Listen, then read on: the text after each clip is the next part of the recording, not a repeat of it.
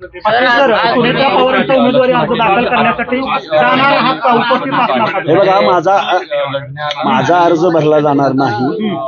इथपर्यंत माझी मी भूमिका जाहीर केलेली आहे. सुनेत्रा पवारांच्या उमेदवारीला तुम्ही जाणार का?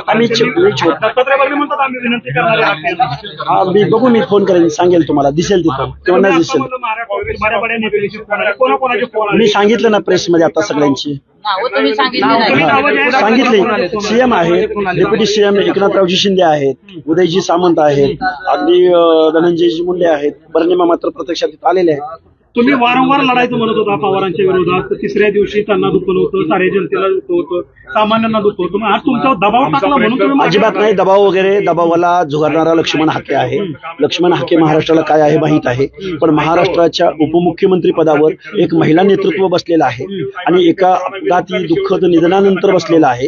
ही भावना आहे ना, त्यामुळं ही निवडणूक म्हणजे अंतिम असं नाहीये ना. अनेक निवडणुका सुद्धा समोर आहेत आणि अजून पुढे काळ भरपूर आहे ना. गेल्या महिनाभर ही भावना का नव्हती? ही भावना होतीच, ही भावना आजपर्यंत होती. थेट पवारांना चॅलेंज करत होता. गेल्या का करू नये? सांगत होता नाही, लोकशाहीमध्ये तुम्ही आज माघार का घ्या? अरे राजा हो, लोकशाहीमध्ये व्यक्त होण्याचा अधिकार काढून घेताय का तुम्ही आमचा? म्हणजे आम्ही बोलू नये असं तुमचं काय म्हणणं आहे का? आणि मी कुठलं एखादी शब्द बोलत असेल, एखाद्या वरिष्ठांच्या विनंतीला मान देत असेल, तर ह्याच्यामध्ये एवढं राग आणि एवढा द्वेष दाखवण्याचं काय कारण आहे? पण महिनाभर म्हणजे लोकशाहीने अधिकार दिला नाही का मला? लोकशाहीनं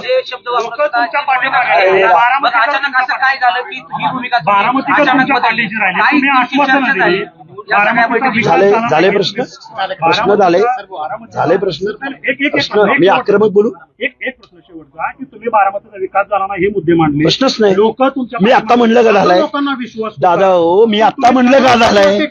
अचानक येऊन का? अरे तुम्हीच म्हणताय सहानुभूतीची लाट आहे. हाके साहेब, तुम्ही कसं दोन्ही बाजू तुम्ही बोलताय? प्रश्न असा आहे, तुम्ही आता मुद्दा मांडला ना, सहानुभूती, एक महिला उपमुख्यमंत्री पदावरती बसले, पण तुम्ही वारंवार विधानं केली की ते तिसऱ्याच दिवशी बसल्या, त्यावेळेस कोटा नव्हता का? म्हणजे लोकशाहीत मी व्यक्त नाही व्हायचं? जरूर माझे अधिकार काढून घेतले तुम्ही. अरे अचानक म्हणजे राजकारणामध्ये भूमिका घेत नाहीत लोक. एका कार्यकर्त्याने भूमिका घेतली तर तुम्ही एवढं आरोपीच्या पिंजऱ्यात उभं करताय. महाराष्ट्राच्या देशाच्या राजकारणात लोक युटर्न घेत नाहीत. यशवंतराव चव्हाणांपासून लोकांनी युटर्न घेतलेले आहेत. किती उदाहरणं सांगू तुम्हाला मी? काय दबावाचा प्रश्न येतो कुठे? दबावाचा काय? मी बोललो दबाव आहे माझ्यावर? मी एवढं म्हणतोय की मला रिक्वेस्ट केली, वरिष्ठांनी रिक्वेस्ट केली. निर्णय प्रक्रियेमध्ये असलेल्या, राजसत्तेमध्ये अंतिम पदावर बसलेल्या माणसांनी जर मला कॉल केला असेल, माझे प्रश्न जर काही सुटत असतील, माझ्या डेलिगेशनला ते निमंत्रण देत असतील, तर मी का त्याच्यावर विचार करू नये? तर मी भांडत राहावं अशी तुमची भूमिका आहे? हा जो संघर्ष सुरू आहे, संघर्ष चालू राहील.